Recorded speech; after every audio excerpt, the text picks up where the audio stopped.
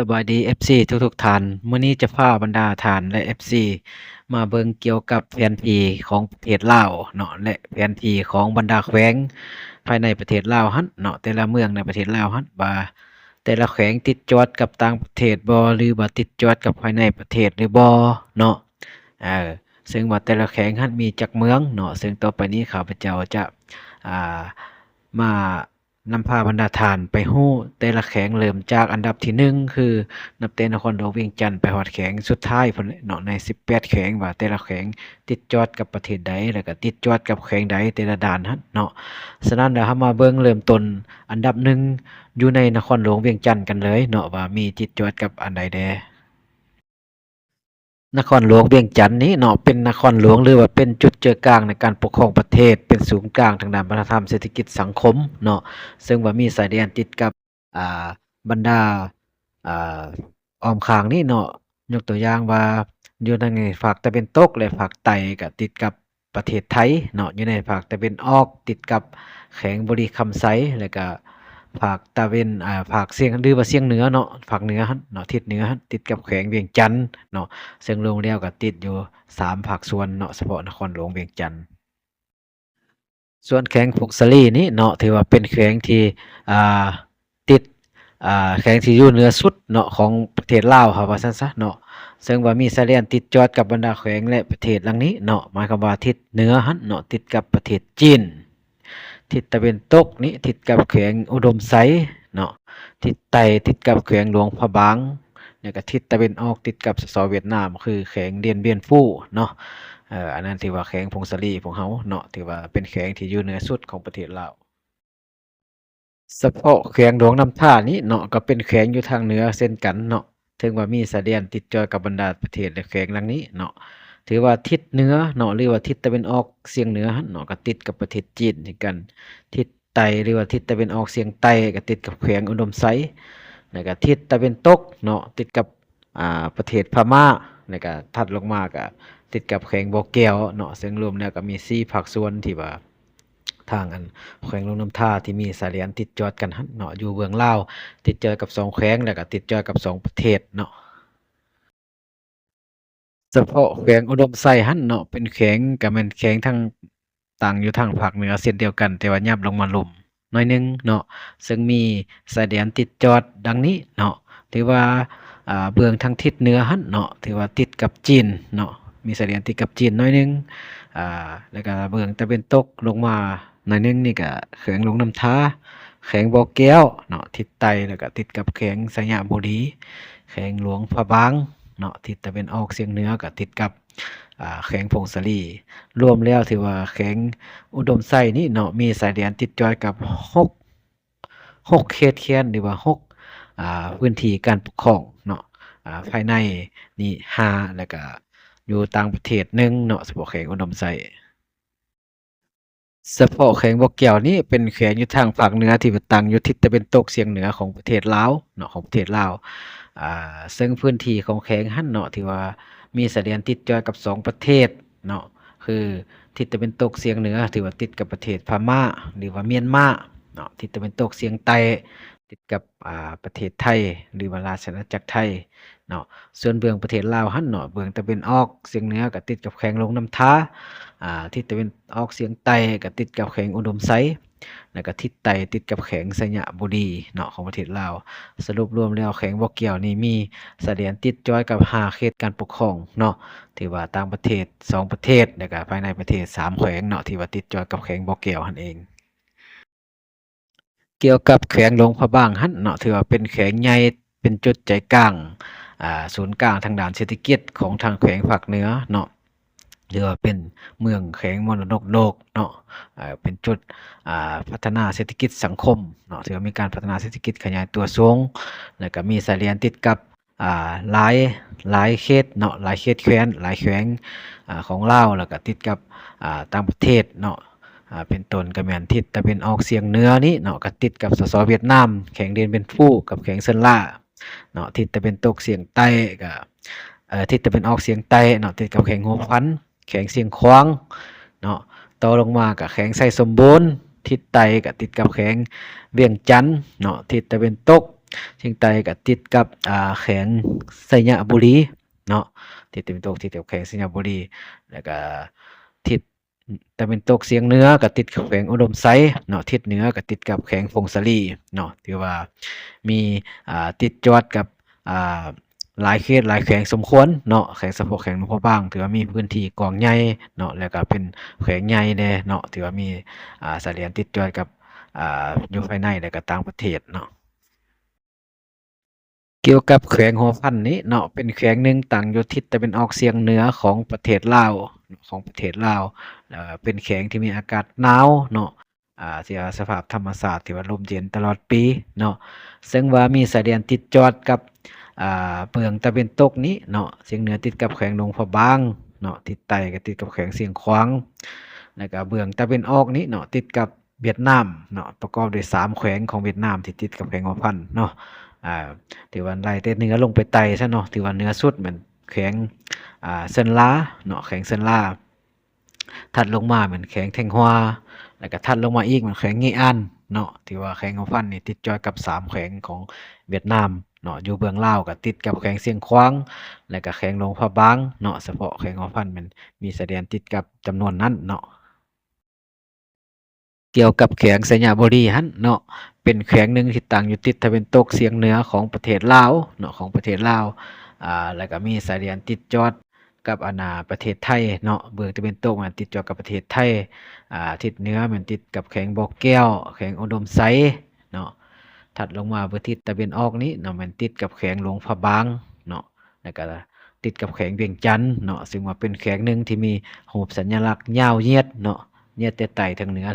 เพราะว่าประกอบมี4เมืองใต้4เมืองเหนือแล้วก็3เมืองกลางเนาะรวมแล้ว11เมืองเฉพาะแขวงสัญญาบุรี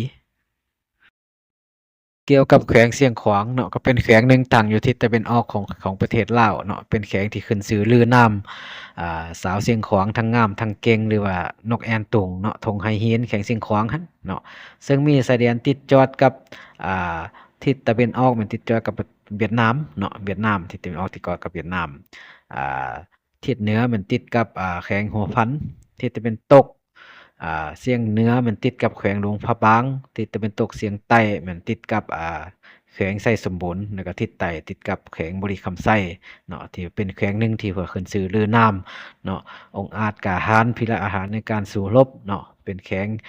วีรชนเนาะถือว่าเป็นแขวงที่สวยงามทางด้านธรรมศาสตร์และแหล่งท่องเที่ยวประวัติศาสตร์นั่นเองเนาะเฉพาะแขวงเสียงขวาง เฉพาะแขวงเวียงจันทน์นี้เนาะเป็นแขวงที่ตั้งอยู่จุดใจกลางของประเทศลาวเนาะซึ่งประเทศลาวซึ่งอ้อมรอบโดยบรรดาแขวงดังนี้เนาะที่ว่าทิศตะวันตกเฉียงเหนือติดกับแขวงสัญญาบุรีเนาะทิศเหนือติดกับแขวงหลวงพระบางทิศตะวันออกเฉียงเหนือติดกับแขวงไสสมบูรณ์ตะวันออกเฉียงใต้ที่ว่าติดกับแขวงบุรีคำไส้ทิศใต้ติดกับนครหลวงเวียงจันทน์ และก็ประเทศไทยเนาะถือว่ามีสายแดนติดจอดหลายพื้นที่หลายหัวหน่วยการปกครองเนาะรวมทั้งภายในและต่างประเทศหนึ่งเนาะถือว่าแขวงเวียงจันทน์ก็เป็นแขวงที่ใหญ่เนาะแล้วก็มีพลเมืองหนาแน่นสมควร เกี่ยวกับแขวงบุรีคำไส้นี้เนาะเป็นแขวงที่ตั้งอยู่ภาคกลางเนาะถัดจากนครหลวงเวียงจันทน์ลงไปทางใต้ก็เป็นแขวงบุรีคำไส้เนาะเป็นประตูสู่ทางกลางและทางใต้ของประเทศลาวซึ่งมีบรรดาอ่าสายแดนติดจอดดังนี้เนาะที่ว่าทิศใต้ก็ติดกับแขวงขมวนเนาะติดกับแขวงขมวนทิศตะวันออกก็ติดกับเวียดนามเนาะติดกับเวียดนามทิศตะวันตกก็ติดกับประเทศไทยทิศเหนือก็ติดกับนครหลวงเวียงจันทน์ แขวงเวียงจันทน์แขวงไสสมบูรณ์แขวงเสียงขวางเนาะก็ถือว่ามีสายแดนติดจอดกับหลายคงเขตเนาะรวมทั้งต่างประเทศ2ประเทศพุ่นแหละเนาะกับภายในประเทศลาวอีกเฉพาะแขวงบุรีคำไส้เนาะถือว่ามีสายแดนติดจอดกับหลายสมควรเนาะเกี่ยวกับแขวงคำมวนนี้เนาะถือว่าเป็นแขวงหนึ่งที่มีประวัติศาสตร์ยาวนานสมควรเนาะ ประวัติศาสตร์ยาวนานสมควรถือว่าอยู่เกือบว่าอยู่จุดใจกลางที่ว่าช่วงที่ประเทศลาวแคบที่สุดเนาะของสะโพกแห่งคำมวนเนาะซึ่งว่ามีสายแดนติดจอดอ่าอยู่ทางภาคเหนือทิศหรือว่าทิศเหนือของแขวงหั่นเนาะมันติดกับแขวงบุรีคำไสเนาะทิศใต้ถือว่าติดกับแขวงสะวรรณเขต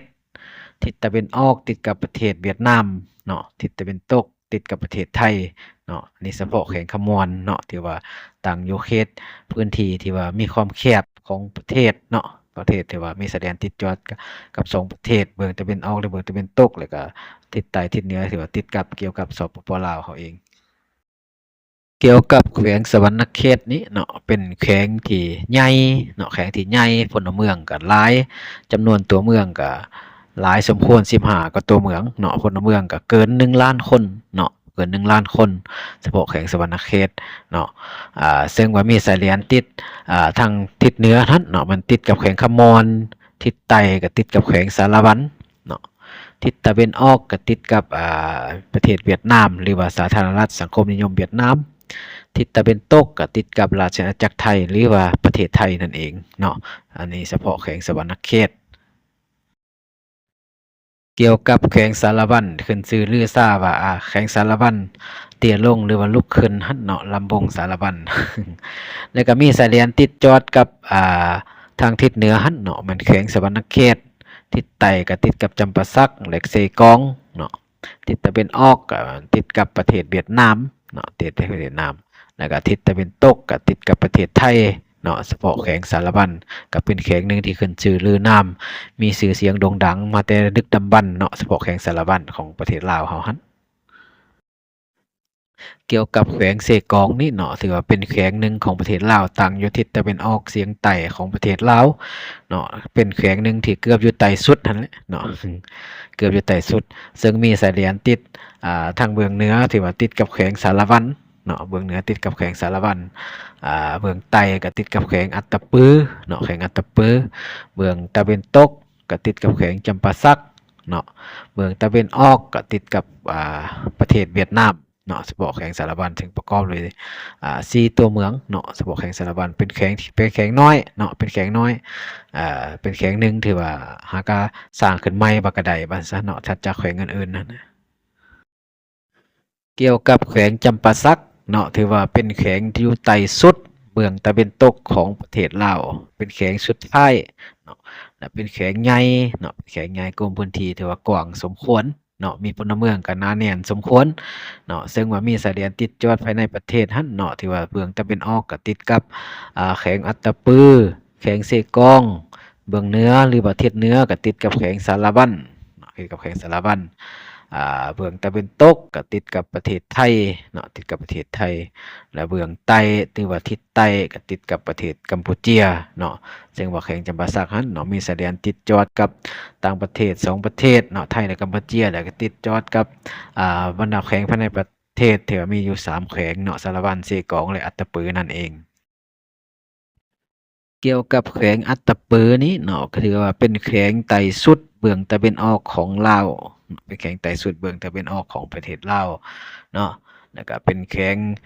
หนึ่งที่ว่ามีความอุดมหังมีคำลือซ่าว่าอัตตปือขายคำเหล็กไก่เนาะขายคำเหล็กไก่ ซึ่งว่ามีสายแดนติดจอดคือเบื้องตะวันออกมันติดกับเวียดนามเนาะเบื้องใต้ก็ติดกับแขวงติดกับประเทศกัมพูเชียเบื้องตะวันตกก็ติดกับแขวงจำปาสักเบื้องเหนือหรือว่าทิศเหนือก็ติดกับแขวงเซกองเนาะเฉพาะแขวงอัตตปือเนาะถือว่าเป็นแขวงหนึ่งที่ว่ามีความสวยสดงดงามเนาะที่ว่าอยู่ใต้สุดของประเทศลาวนั่นเองเกี่ยวกับแขวงไสสมบูรณ์เนาะถือว่าเป็นแขวงที่จัดอยู่ในอันดับสุดท้ายเพราะว่าหากระตั้งขึ้นใหม่ช่วงระยะปี2005-2006มานี่เองเนาะซึ่งก่อนหน้านั้นเอิ้นว่าเป็นเขตพิเศษเนาะซึ่งมาเปลี่ยนสถานะขึ้นมาเป็นแขวงไสสมบูรณ์หั่นเนาะเป็นแขวงหนึ่งตั้งอยู่จุดใจกลางเนาะจุดใจกลางของประเทศลาวซึ่งว่าบ่มีสายแดนติดกับต่างประเทศว่าซะเนาะส่วนหลายแขวงภายในประเทศลาวจะติดกับต่างประเทศเนาะฉะนั้นแล้วแขวงไสสมบูรณ์นี้ถึงว่ามีสายแดนติดจอดเนาะเบื้องเหนือหรือว่าทิศตะวันออกเฉียงเหนือหั่นเนาะติดกับแขวงเสียงขวางเนาะทิศตะวันออกเฉียงใต้หรือว่ารวมทั้งเป็นทิศใต้นำเนาะติดกับแขวงบุรีคำไสทิศตะวันตกนี้ก็ติดกับแขวงเวียงจันทน์เนาะทิศเหนือก็ติดกับแขวงหลวงพระบางเนาะถือว่าเป็นแขวงหนึ่งเนาะที่ว่าติดกับบรรดานี้เนาะ